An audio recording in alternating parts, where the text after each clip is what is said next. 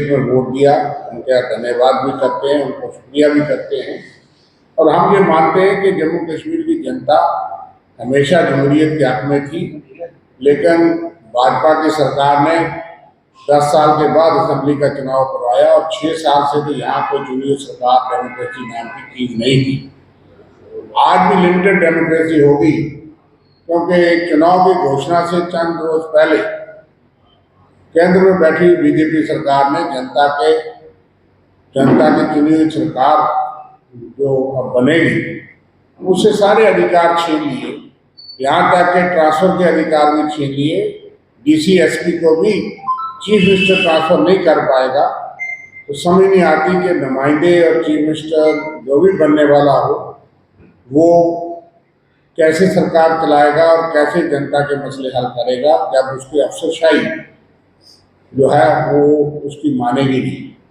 खैर वो अलग मसला है जिसके लिए हमने गारंटी में भी रखा। हमने कहा कि संघर्ष लड़ेंगे, जब चुना हुआ नुमाइंदा, चुना हुआ चीफ मिनिस्टर, कैबिनेट, एमएलए सारे संघर्ष करेंगे तो स्टेट देना ही पड़ेगा, पावरें देनी ही पड़ेगी। पार्लियामेंट के अंदर इंडिया अलायंस की मजबूत मेजॉरिटी है। हमारे कांग्रेस अध्यक्ष Rahul Gandhi ji leader of opposition Lok Sabha में, अपर हाउस में, हम संघर्ष करेंगे जमहूरी तरीके से। जम्मू कश्मीर की जनता को स्टेट भी दिलवाएंगे, वो अधिकार भी दिलवाएंगे जो एक गवर्नमेंट के पास होने चाहिए। हमारे साथ तो जरूर हुआ, लेकिन अब ये एक और चालाकी करना चाहती है भारतीय जनता पार्टी और रूलिंग पार्टी सरकार। एक जो है वो एंटी डेमोक्रेटिक एक कदम जो है, जो जमहूरियत का कत्ल होगा, कि लोगों ने अपने 90 नुमाइंदे की किस्मत जो है वो वोटिंग मशीन में बंद कर दी। जो जीतेंगे, जिसके पास मेजॉरिटी होगी 90 सीटों में से, उसको सरकार बनाने का अधिकार है संवैधानिक, और जनता ने अधिकार दिया, जनता उनको अधिकार दे रही है। हालांकि हम मानते हैं कि कांग्रेस नेशनल कॉन्फ्रेंस के पास मुकम्मल मेजॉरिटी होगी और हम बड़े कंफर्टेबल तरीके से अपनी सरकार बनाएंगे और सरकार अगली हमारी होगी। लेकिन फिर भी जो जनता ने फैसला किया होगा वो अब हमें भी अंदाजा है, लेकिन हमें उम्मीद है, लेकिन जो जनता ने फैसला किया होगा वो अभी तक वोटिंग मशीन में बंद है। अगर किसी और की भी मेजॉरिटी होगी संविधान और डेमोक्रेसी में, तो जनता का फैसला मंजूर करना पड़ता है प्रजातंत्र। लेकिन मंशा इनकी ये है कि मेजॉरिटी से पहले ही 5 लोग, जो कि डिलिमिटेशन कमीशन ने बाद में 5 नॉमिनेशन का प्रोविजन रखा, उसमें 2 महिलाएं जो कि पहले भी हुआ करती थी, 2 कश्मीरी पंडित माइग्रेंट कम्युनिटी के लोग, एक महिला एक पुरुष, एक आदमी पाक अधिकृत जम्मू कश्मीर के विस्थापितों से।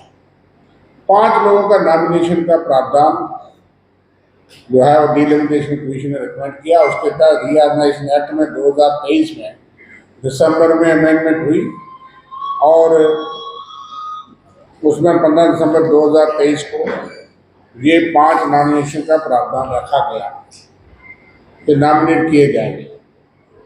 ठीक है, हालांकि उस बात से हम सहमत नहीं थे। हम ये चाहते थे, वो उस पर भी मैं आऊँगा, कि ये लोग इलेक्टेड होने चाहिए और जिस कम्युनिटी को नुमाइंदगी दी गई है या देनी चाहिए थी, सबको पर्याप्त नहीं दी गई। लेकिन वो उस पेशे पे मैं बाद में आता हूँ। पहला विषय ये है कि 90 में से जिसके पास मेजॉरिटी हो उससे सरकार में बहुमत देखा जाए और संवैधानिक प्रक्रिया के तहत उनको सरकार बनाने का अधिकार। लेकिन 5 लोग ये साथ ही नॉमिनेट करवाना चाहते हैं। 8 तारीख को रिजल्ट है और मीडिया के माध्यम से पता लगा है कि ये होम मिनिस्ट्री सेंटर से एक चिट्ठी आएगी और माननीय उपराज्यपाल 5 लोगों को नामजद कर देंगे। 90 तो वो लोग होंगे जो चुने हुए हैं जनता द्वारा, और 5 लोग वो शामिल हो जाएंगे जो कि आपके सरकारी नॉमिनेटेड लोग होंगे। वो होंगे तो रूलिंग पार्टी के, अगर बीजेपी करेंगी तो उनके ही कार्यकर्ता हो, वो उन कम्युनिटी के रिप्रेजेंटेटिव तो नहीं होंगे। मान लो मैं पीओजे के रेफ्यूजी हूँ, मुझे सरकार नॉमिनेट करती है तो मैं सरकार की भाषा ज़्यादा बोलता हूँ, अपनी कम्युनिटी की बात कम होती है। और कम्युनिटी की रिप्रेजेंटेशन करने का मकसद है कि कम्युनिटी मुझे चुन के दे या उस आदमी को चुन के दे। ऐसे प्रावधान कॉन्स्टिट्यूशन में हैं। सिक्किम में एक असेंबली कॉन्स्टिट्यूंसी है जिसका नाम है सांगा असेंबली सेगमेंट। 32 नंबर असेंबली सेगमेंट है सिक्किम सांगा असेंबली। उसमें बुद्धिस्ट जो मंक हैं, बुद्धिस्ट मोनेस्टिक कम्युनिटी जो है वो चुनती है। 111 जो मोनेस्ट्रीज हैं वहाँ पे, उनके मंक्स और नन्स वही लोग चुनाव लड़ सकते हैं, वही उसमें वोट डाल सकते हैं। यहाँ जहाँ भी वो हैं 111 उनके बुद्धिस्ट जो मठ हैं, उनके लोग वही उनके वोटर हैं, उनमें से कैंडिडेट हो सकते हैं। तो ऐसा प्रावधान कॉन्स्टिट्यूशन में है और यहाँ होना चाहिए था कि कश्मीरी पंडित के लिए आपने 2 रखी, ठीक है, तो उसमें कश्मीरी पंडित ही लड़ता और कश्मीरी माइनर या कश्मीरी पंडित जो वोटर यहाँ पे भी है वो उसमें वोट डालता तो वो सही नुमाइंदा होता।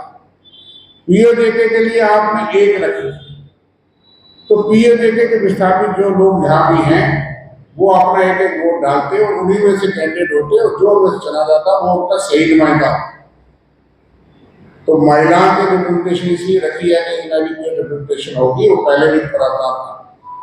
और हालांकि डिलिमिटेशन कमीशन के पास हमने कांग्रेस का वफद गया था, भल्ला साहब उसमें साथ थे और भी साथी थे। हमने उनको कहा, जब पहली बार वो आए तो हमने कहा कि आप यहाँ पे माइनॉरिटीज को, जिसमें यहाँ पे ये सीआईडी वाला जरा टेलीफोन बंद करे, एक तो आप घुस आते और फिर उसका टेलीफोन डिस्टर्ब। डिलिमिटेशन के पास हम पेश हुए और हमने कहा कि आप डिलिमिटेशन करने जा रहे हैं, बहुत अच्छी बात है, मगर डिलिमिटेशन कानून, पैरामीटर्स, ज्योग्राफिकल कंडीशंस, जो रिप्रेजेंटेशन ऑफ पीपल एक्ट में पैरामीटर्स हैं उसके मुताबिक करिए, हम आपके साथ हैं। लेकिन रिजल्ट क्या हुआ वो आपने देखा कि कोई कॉन्स्टिट्यूंसी 1,90,000 की आई नहीं, उसका मकसद कुछ और था। लेकिन उसमें हमने एक अहम मांग रखी थी कि यहाँ पे कश्मीरी पंडित पीओजेके के लोगों को, जिनकी मांग थी कि 1/3 जो सीटें हैं वो वहाँ के 1/3 पॉपुलेशन जो है वो जम्मू कश्मीर के इस भाग में 47 में आ गए, 65 में भी शाम के रिफ्यूजी। तो 1/3 जो पॉपुलेशन जो आ गई उनकी सीटें, बीजेपी ने वादा किया था कि 8 सीटें देंगे, 24 में से 1/3 पॉपुलेशन जम्मू कश्मीर, इस जम्मू कश्मीर में है नाजायज करने से, तो 1/3 सीटें हम देंगे आपको, 8 सीटें। हमने पूरी तरह से समर्थन किया कि 1/3 सीटें रिफ्यूजीज को दी जाए जो पीओजेके के, और हमने कहा कश्मीरी माइनर्स को भी, माइनॉरिटी कम्युनिटी को रिप्रेजेंटेशन दी जाए। इसी तरीके से सिख माइनॉरिटी के लिए भी हमने कहा उनको भी दी जाए, और भी जो माइनॉरिटी हैं, क्रिश्चियन में दूसरे हैं, उनकी नुमाइंदगी का प्रावधान रखा जाए। और जब रिपोर्ट आई हमने ऑब्जेक्शन दिया, हम पेश हुए, हमने प्रोटेस्ट भी किया, कांग्रेस दफ्तर के बाद भी सारे लोग धरने में बैठे। इलेक्शन कमीशन के चुनाव के सामने भी हम ऑल पार्टी धरना लेके बैठे कि ये गलत है। हमारा जो ऑब्जेक्शन थे उसमें पैरा 4 में हमने लिखा, उनको कहा कि क्या हमारा ऑब्जेक्शन क्या है जो हमने भेजे उनको विद इन टाइम, कि honourable commissioner has ignored the aspirational demand for representation of different sections like Kashmiri Pandits, minority Sikhs, Christians and POJK displaced people। हमने लिखा कि आपने इनको नुमाइंदगी नहीं दी, क्योंकि जो रिपोर्ट पेश हुई थी उसमें पीओजेके, कश्मीरी पंडित या किसी और माइनॉरिटी की बात नहीं थी। उस प्रोटेस्ट के बाद भी हमारी बात को सुनी नहीं गई, सरकार ने की थी। रिपोर्ट के बाद फाइनल करने के वक्त डिलिमिटेशन के ने एक रिकमेंडेशन दी कि इन कम्युनिटीज में से 2 कश्मीरी पंडित, 1 महिला और 1 पुरुष, 2 महिलाएं और 1 पीओजेके रिफ्यूजी को नॉमिनेट किया गया। हालांकि कोई पैमाना नहीं रखा गया। हमें खुशी है कि 2 कश्मीरी पंडित को दिया गया, उनको और देना चाहिए था, लेकिन 41,844 फैमिली, 41,844 फैमिली जो है वो पीओजेके की, जिसमें से 31,789 31,779 फैमिली पीओजेके की विस्थापित हुई, 47 जिनकी उस वक्त पॉपुलेशन जो है वो 2 लाख हुई होगी, और आज उनकी पॉपुलेशन 12-14 लाख होगी पीओजेके के रिफ्यूजीज की। उनके लिए और कश्मीरी माइग्रेंट जो है जिनकी पॉपुलेशन ये बताई गई कि वो जो है वो